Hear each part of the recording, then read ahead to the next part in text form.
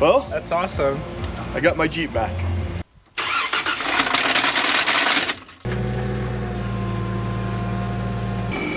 It's taken a lot of miles and money building my Jeep.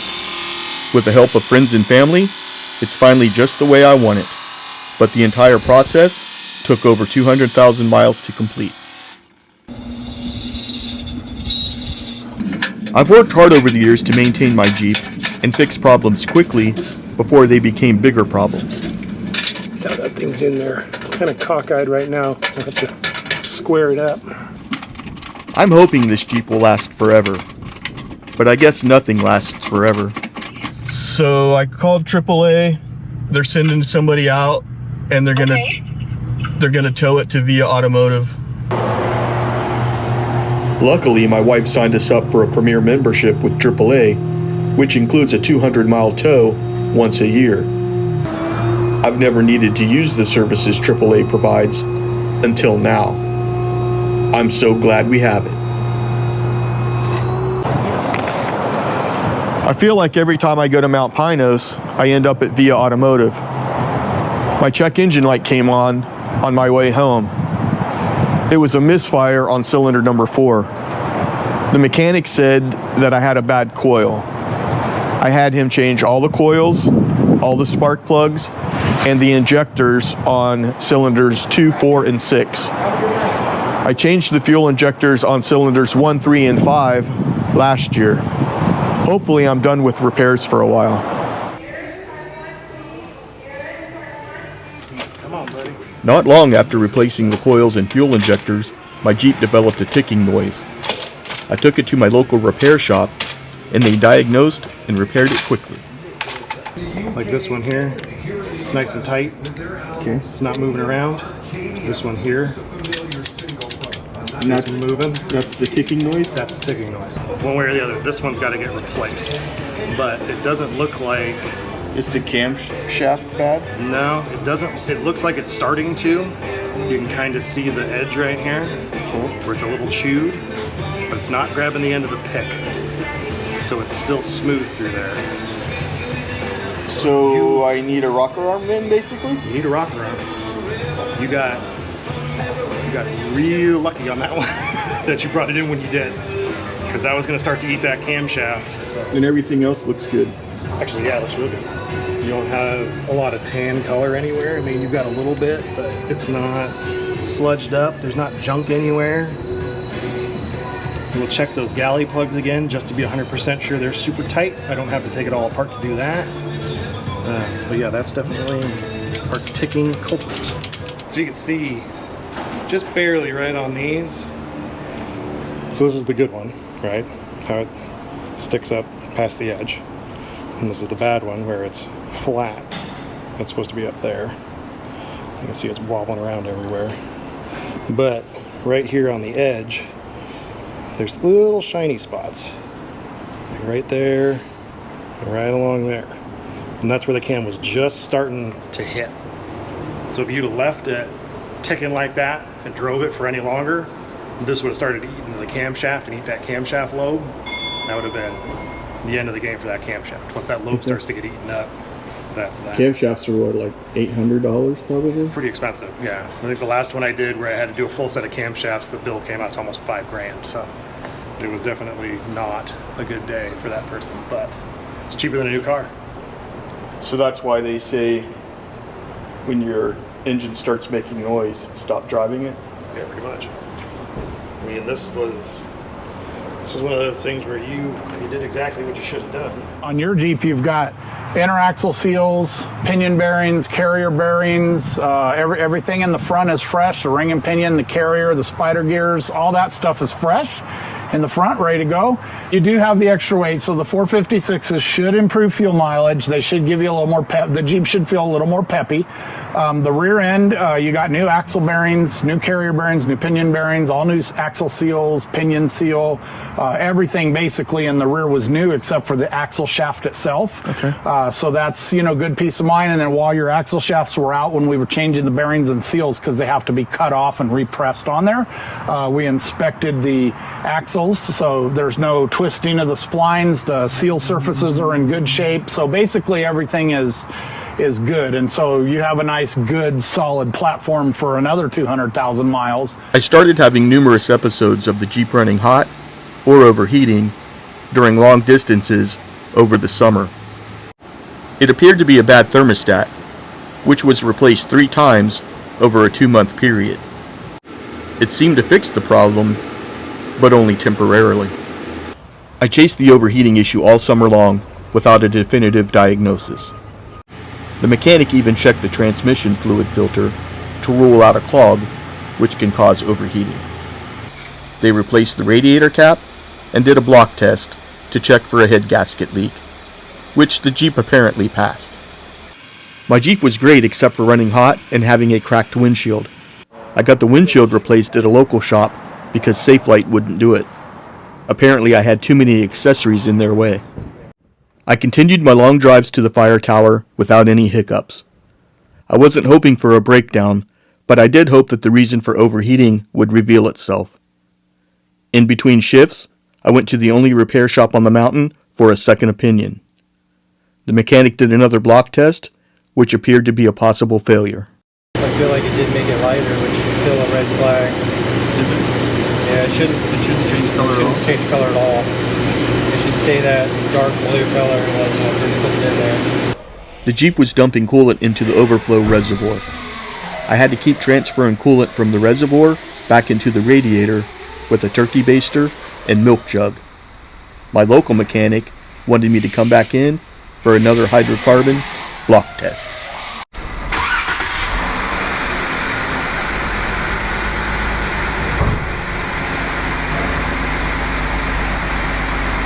The engine just sounds too good to be a head gasket.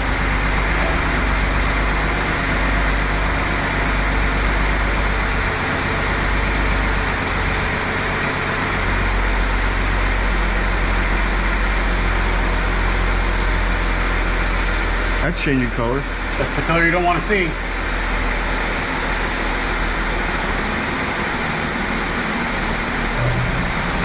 Check gasket. I found a highly acclaimed Jeep shop in the San Diego area. They recommended a new engine over replacing the head gasket due to the high number of miles on my Jeep.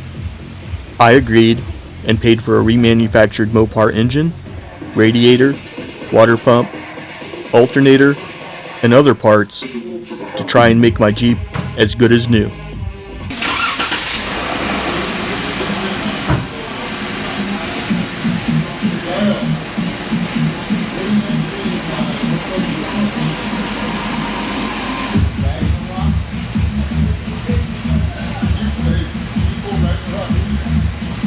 Failed.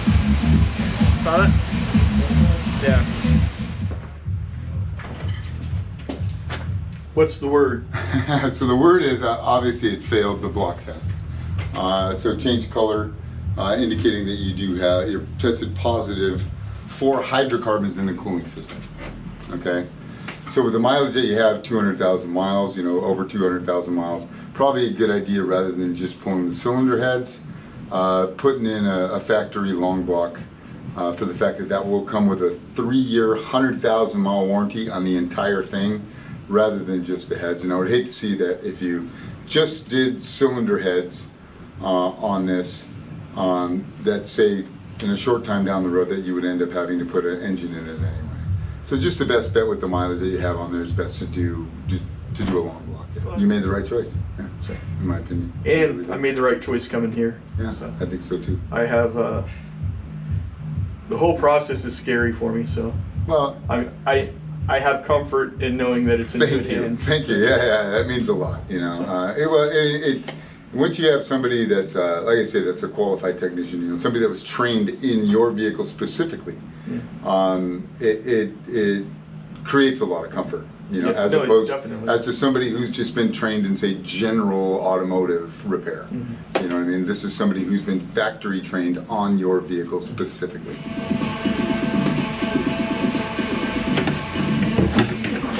Gasket set. It's got my name on it too. Yes, sir.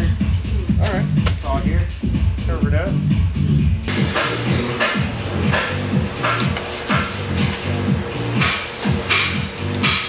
My wife and I arranged our work schedules to spend 5 days sightseeing in San Diego while we waited for the Jeep to be done.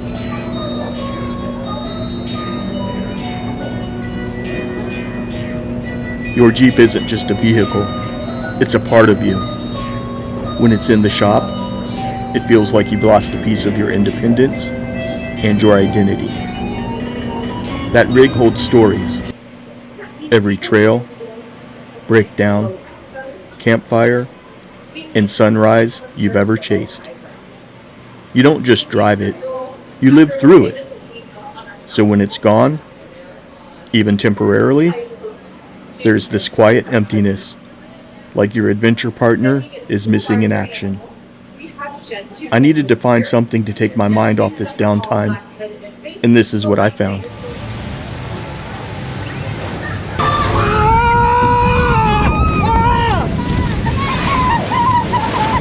It's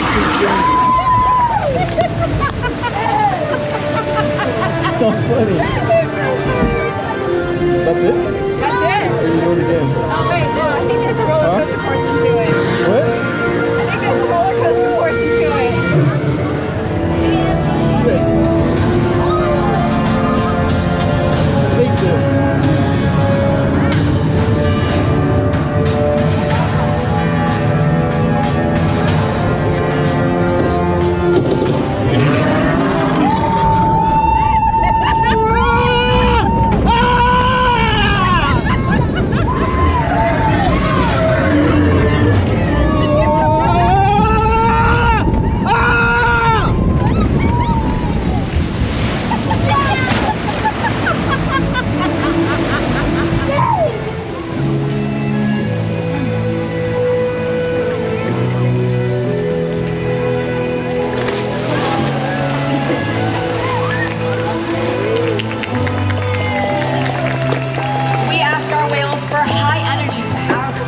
Like jumps and reaches up and out of the water for exercise.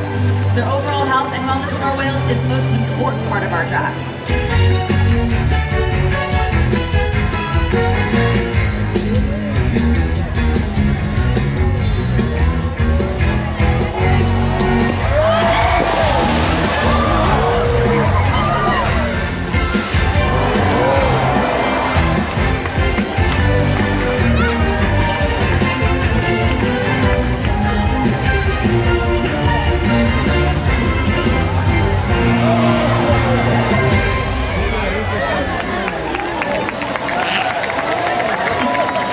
A natural athletic behavior we see in these whales is the ability to beach themselves, turn, and re-enter the water.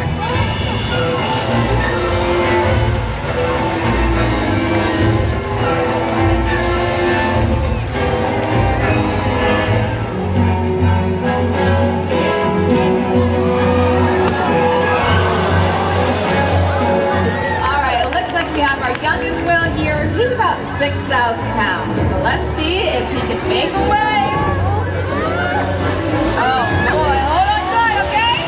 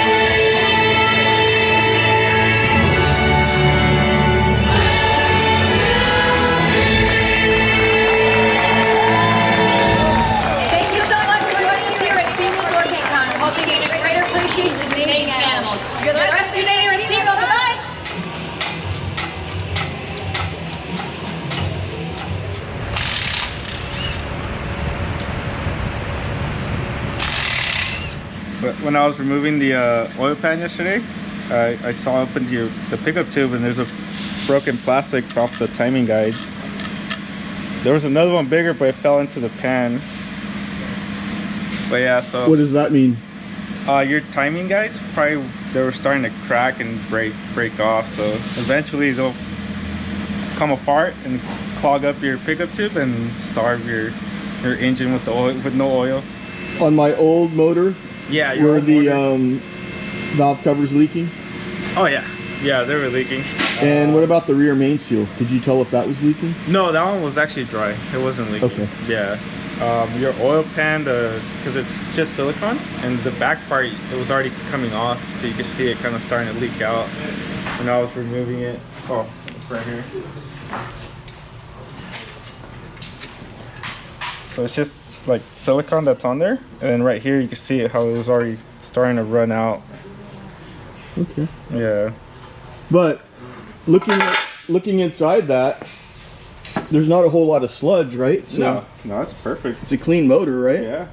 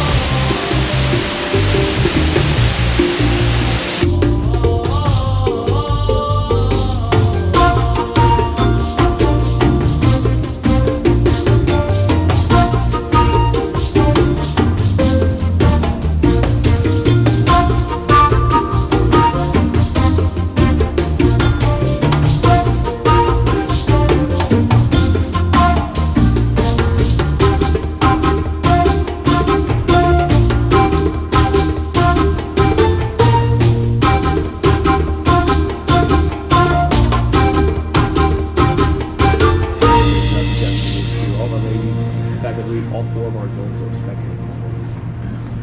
9 soon, Phil. 15 months. 6 foot 8 from tree. Yeah, big baby up here. Look at them all. This lovely lady here with the heart on the side of her body. Right here on the passenger side, the lightest giraffe, Yamikani, has the LA Dodgers logo on her chest. I'm sorry for any baseball fans. This is Khaleesi walking over. Yes, based on what you think. Hi, pretty girl.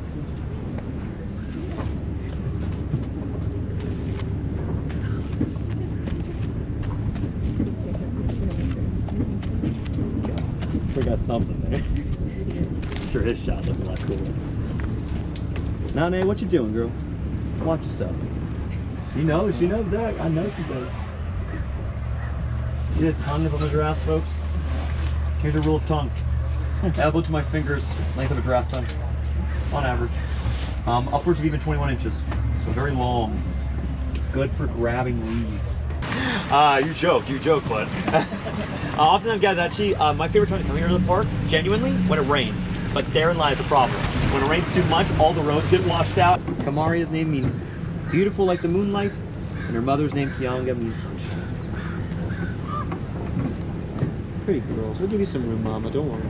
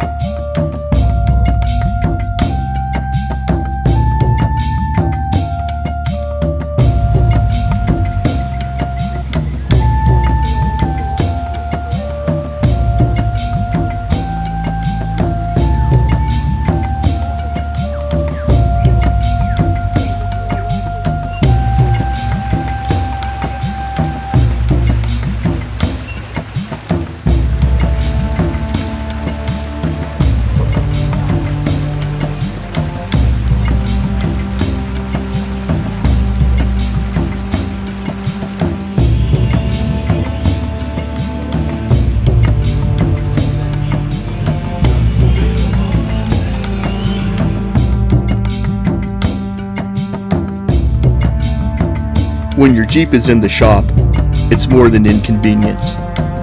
It's emotional, a gut punch, because it represents freedom, memories, and your connection to the outdoors. You look at other Jeeps rolling by and feel that ache, because yours isn't out there, exploring with you.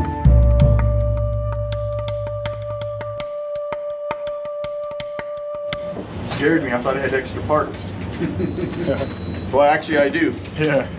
Another oil filter housing. Yeah. And the one that comes with the engine, and then your old my new used thermostat. Yeah. As a matter of fact, copy of the entire inspection plan. Like going to 35s, having more clearance, you got everything out there trying to knock you out of that trail. Everything's trying to knock you out. You got rocks, sticks, you name it. So the higher clearance that you have, the better off you're going to be. I agree. The safer that you're going to be. You know what I mean? The worst place you want to break down is where? Halfway, 10 miles out on a trail? You don't want to be broken down out there. Ask him again. It's the worst place to be broken down. Ask him what? What you just said. What? She was asking if 35s. If the Jeep re-geared. But actually, No, it's already re-geared. You're at It's already 456s. it's You're good. re-geared for 35. Perfect. 35 is the max for the Yeah. gears that he's got Yeah, currently. you cannot go. Your next tire size is going to be 37s, and at that point, you have to go to 488s. You know, you guys will have a very capable machine. You really will. how much money do you want? Hang on one second. Let me get in there. Is it on here? No, that's the No, inspection. that's just your inspection. Let me. I gotta get. And you guys did a serpentine, right? You gotta get a new belt in there. And what that piece of foam that the rodents chewed up? That's been replaced. What was that for? That's all that. It's more or less think of it as like it's like a heat shield between the intake and the lower intake and the upper intake. Is more or less what it is. You did have rodents obviously chewing on that. He said I had a rodent nest in there. He did. Chewed up paper towels. That's the worst damage I've ever seen done to a car is because of rodents. Oh, not mine. No, Okay. but I'm just saying they. What I mean by it is I had a rodent chew all the way through a main wiring harness on a vehicle, and it shorted out every module in the car, every computer. They're going from underneath your motor and jumping up there. The reason being is because when you park, that's where it's warm. But how do they get from the motor to the inside? Well, you know, rodents, they can get anywhere they want. They go. But like if I wanted to set up like a guillotine, where would I put it? A trap?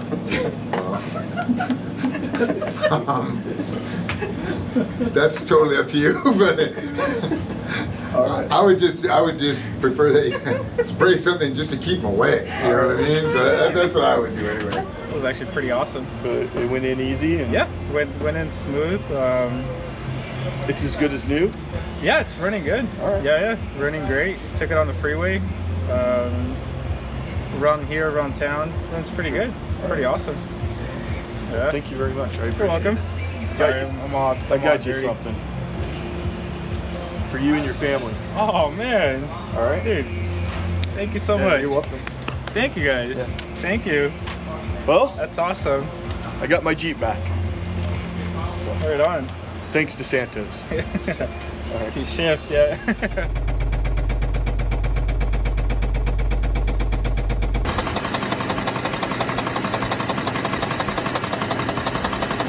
Thank you for calling AAA. This is Kay. Who do I have the pleasure of speaking with? Hi, Kay. This is Terrence. Hi, Terrence. How are you today? I'm not good. I'm calling because I need a tow. Okay. All right. Are you in a safe location? Yes. Okay. Hold on a moment, Terrence. And I understand you're needing a tow for today? Correct. Got it. Sorry to hear that. So your membership is a premier membership. You're covered for up to 100 miles of towing. You do get a one-time up to 200-mile tow per year. Once per year per family. And where is your vehicle located? Near Lopez Lake. I have a question though. Sure, yeah, definitely. I need the Jeep towed to Escondido. Okay, let me just confirm that you have that long tow, and I will let you know sometimes with the long tow, there may be an extended wait time. All right, give me 1 second. I'm pulling up your membership now just to confirm. It's like 250 miles. Yeah, you'd be covered for the 200. Yeah, so I still see that long tow is still available. Now the 50 miles additional, I believe they're charging it's either 12 or $15 per mile. Well, we do have nearby AAA approved repair facilities that provide our members with discounts on repairs. No. They need to look for the shop. No, I just picked it up from a shop in Escondido on Thursday. They just put they put a new engine in, and the engine just blew up. So I need to take it back to that shop. Got it. Yeah, sorry to hear that. Okay, so I'm on my Google Maps. I do see the Lopez Lake. Nice to meet you, sir. Alrighty. Yeah, so this is what you were talking about. It's just like, yeah. Okay. Let me take some measurements and everything and whatnot, and then we'll go. I'll let you know, okay?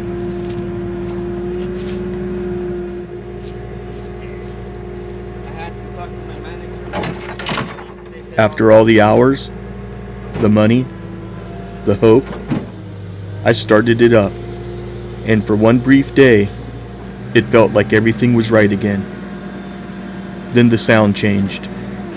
My heart sank before the engine even stopped. One day of smooth running, one day of thinking the worst was behind me, then silence. It's strange how quickly victory can turn into heartbreak when it's something you've poured your heart into. Engines, like people, can look strong on the outside, but carry unseen cracks. I wanted this to be a new beginning, but maybe it's just another test in the long road of rebuilding. We found the problem. It's a catastrophic internal failure. Nothing done by us at all. We removed the oil pan and we found a broken piston rod end, which means when it's separated, it sent shards of that metal everywhere in the crank and everywhere, and that's why it was making such a loud noise, and then it stopped working. This is most definitely going to be covered under warranty. I am in talks with the dealership to see if they want to send us the engine or they want to take the vehicle from us, because at this point in order for it to be covered by warranty, we have to do what they want us to do. You know what I mean? I understand. So I'm waiting for them to tell me what's going to happen. We called the warranty administrator yesterday for these type of claims, and yeah, we're going to send it over. We literally are just waiting for approval. So just bear with me. I'll let you know. They do have one in stock already. They told us that they were going to hold it for this vehicle. So, but the engine does need to be extracted and a new one put in again. Now, just so you know, this is the very first time in my 15-year history of being a technician that I see a brand new engine like this one fail like this. So it was definitely some sort of manufacturing issue with a rod on the piston that caused it to fail. You know what I mean? Okay. Okay. So it's not something that you see regularly, if not at all. This is like a unicorn type of situation.